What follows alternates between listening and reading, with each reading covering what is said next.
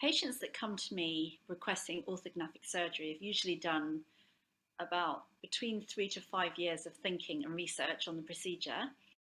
Patients are very aware that there is some imbalance in the face. So quite typically, patients will notice they've been in wedding pictures and they've seen themselves from like a 3/4 profile, and they've seen perhaps that their chin neck distance is reduced, like the chin is really set back. And they've noticed this in pictures that you don't really see it head on, but when you go for a 3/4 or a sideways picture, you'll see that. And so notice that they don't really have a chin, and that's one of the examples. Another example is patients aware that all their life they've had an underbite, and so the lower jaw is longer, and so again this leads to a facial imbalance. And other things that patients have come to me for are where there's an asymmetry in the jaws, where they smile and maybe the jaw's off to one side, one or the other. And I would say patients have been aware that there's an imbalance in the face pretty much all their lives. Sometimes it's exaggerated during the growth years, and most of the time they've just put up with it. And as adults, they do research and they just wonder, is there something that could be done to correct this? And so by the time patients come to me, they've been aware of this.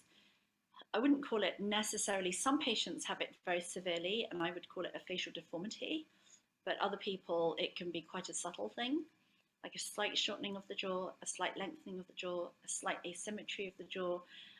And sometimes patients later in life, it becomes more evident with the soft tissues becoming thinner. And so I would say it's an imbalance in the facial structure, really. And then secondarily, patients notice that their bites are not good or their teeth don't meet correctly. But I would say primarily it's patients that notice that their jaws aren't in the right place, and it's causing aesthetic concern, I would say. Yeah.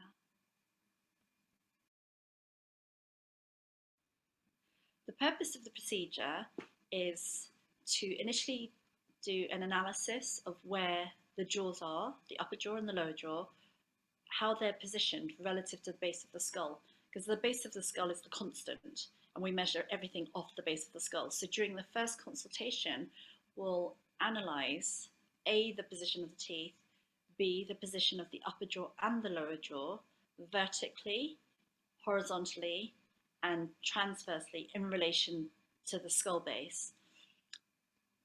Based on that analysis, we can then diagnose where does the discrepancy lie. Is it the top jaw that's not in the right place? Is it the bottom jaw? And obviously these will impact each other. Or is it both? And which dimensions are we looking at? Are we having to move one forward, back? Are we having to move side to side? Are we having to move vertically? And so that initial consultation is to analyze where the discrepancies lie.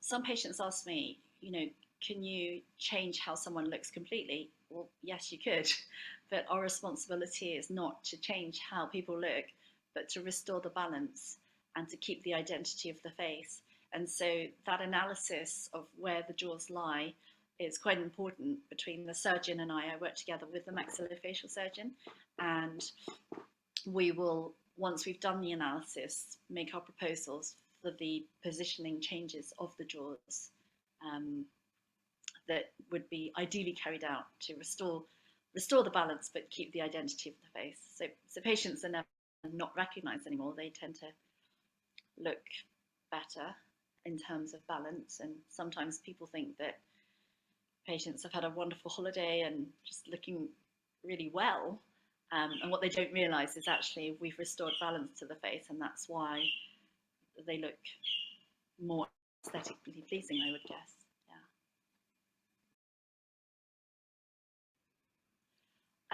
I would say it's an interesting journey that we walk with the patients, because I would say roughly I'd just say, just to round up the numbers, we'll say it's a 2-year procedure. It's roughly 9 months and 9 months before and after surgery, but let's just round up the numbers.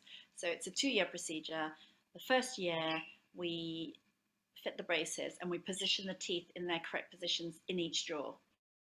And during that time, the patient notices that their smile's looking better and they feel quite encouraged. And then sometimes they say to me, actually, I'm looking really good. Do I still need this surgery? And I say, yeah, we have to follow through.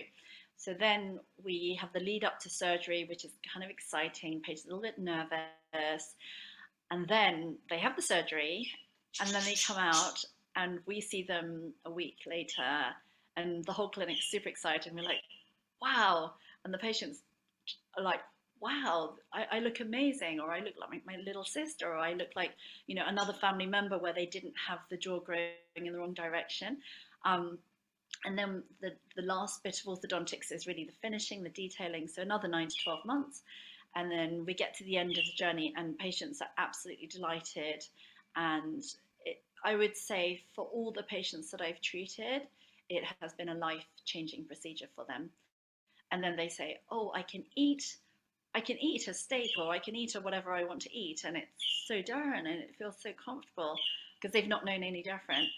And I see these patients for years and years afterwards. I like to maintain them, check their retainers, check that everything's holding, and I see them once a year forever and ever and ever.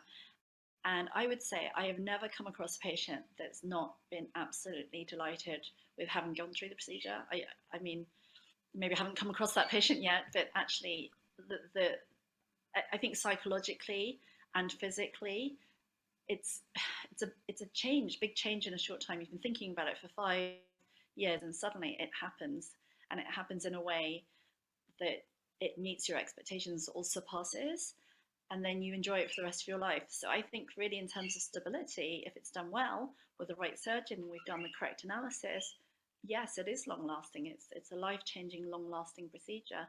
I think that obviously faces change over time, so over 10, 20, 30 years, faces change, and that happens regardless of whether you've had surgery or not. Our face shapes change, we age, but I would say the principal movements that we do in terms of correcting the position of the jaws, that is pretty stable, really.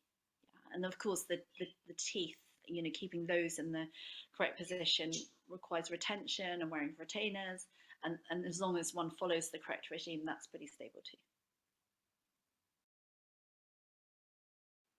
I think it's important for patients to understand it's not a 1 hour treatment or a 5 minute treatment or a 2 minute treatment, because you can't do this properly unless you commit the time to it. I would say that patients that are in a rush to have an improvement in aesthetics in a short time, this is not the procedure for them. I would say that it requires commitment. It requires that, commitment to appointments over an 18 months to 2 year period. In terms of risks, well, in terms of orthodontics, there are risks whether you have surgery or not. If you have braces and you drink fizzy drinks every day, then your teeth will rot and you'll get marks. So I would say that aspect is the same for anyone undergoing orthodontics. You have to have a healthy diet, you have to have good oral hygiene to maintain your teeth in a healthy position, to allow us to move your teeth in a healthy way without damage. In terms of surgery, the risks are the same as any surgery. There's a risk of infection, there's a risk of swelling, there's a risk of all the things to do with surgery. However, I would say that it's very, very operator dependent. So I've been working with Professor Hares since 1998. We have a very close relationship. We work very closely in the planning, the detail of our patients. And I don't know with anyone else, but having worked with him since 1998, I've never had a patient that's come back with excessive swelling, or I've never had a patient that had an infection during procedure. All these things are risks, but I think that if the procedure is carried out in a great environment by a great clinician who's pretty slick and quick, and very familiar with the operation, then the likelihood of infection is really, really reduced. I think that in terms of the orthodontics, it depends on what types of braces you wear, because obviously there are different types, and I would say the range is between 9 to 15K is the range for orthodontics. For the surgery, it depends on um, how many different movements you need to do, whether you need to move the top jaw and the bottom jaw, whether you need any other additional procedures, because clearly additional procedures will take longer, require more operating time, etc., etc. So I think that in terms of the surgery, it depends on your initial diagnosis. I would say as a rough estimate, it could range, if you've got kind of minimal surgery to one jaw, it could range from 6K to, I would say, maybe 18K, something like that, depending on how many different procedures you're having done in different parts of the face. I know that with the surgical aspect of treatment, if you have health insurance, then quite often, and it's severe, and all the patients that I see are pretty severe, then the health insurance may cover the surgical aspect. The orthodontics is never really covered on insurance. I think most insurance policies don't cover the orthodontics, although some of them contribute a bit to some of the treatment. I think that patients, when they first come to me, are kind of excited but nervous. And the body language that I see when patients meet me it's very much like this or like this. It's, patients are like this when they meet me. It's very, very typical, because somehow over the years it's become a big issue for them, and they're sitting forward and they're crouched.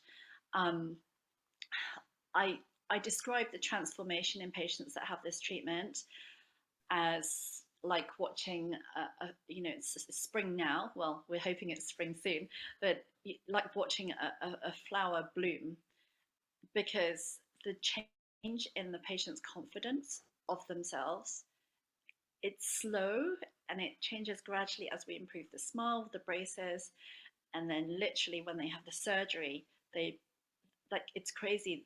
Some of them are. I have a girl that I treated. She was born without one of the sternocleidomastoid muscles here, and so what that meant was the other muscle would pull on one side, and her jaw grew to the side where she had the muscle, and not on the other side. So she had an asymmetry, and she, as a child, was aware that she had this asymmetry and always dreamed of becoming an actress. But every time she looked in the mirror, she thought, it's just it's not for me. And then she came to see me when she was 18 years old, and her mother was understandably concerned and said, "You look beautiful the way you are." And the girl said, "But I really, really want this operation, Mom. Please support me in this."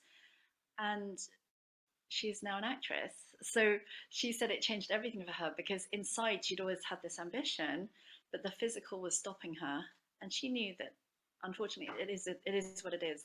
On screen, everyone's beautiful, everyone's gorgeous, no one has a facial symmetry.